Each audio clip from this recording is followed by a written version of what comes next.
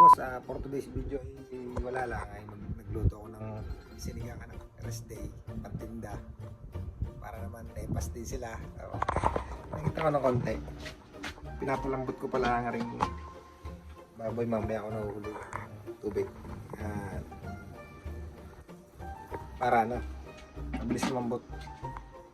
Siyempre may siling green, sinigang, at ari ang mga requirements daw ikaka pas gare talong, tsaka yung kangkong mabili. Yan na lang, paninda ni Boss Kev. Rest day pills. Magtitinda muna tayo ng konti din sa bahay, wala magawa hindi mamaya pagkaluto papakita ko sa iyo sa inyo. Done mga bossing, ilang papakuloy ng ating re.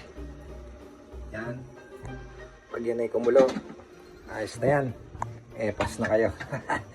Kumulo, lalagay na natin ang kangkong. Pagkakulo, ilagay nyo na, huwag nyo na kanuhin para ang kangkong hindi ma-overcook. Mamaya, di pwede na rin ihayin na paninda na. 50 pesos lang, 50 lang. Eto sila. Sabang natira tayo ng sinigang, ay niluluto tayong adobo, pang ulam. Siguradong, okay naman. Adobong manok.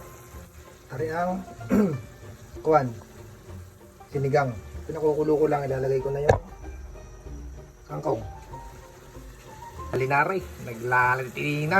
Lagyan natin ng isang siling green para maganda-ganda naman daw ang design. Pero rin luto na mga boss, pang ulam namin na rin.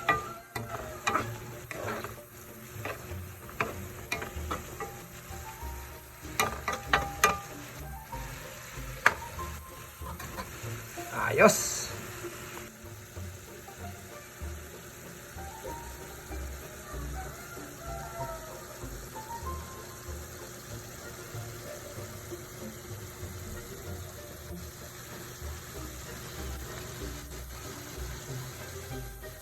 Paano na nakuluwar Luhulog na natin ang ang sili at saka ang kokora, bang kangkong.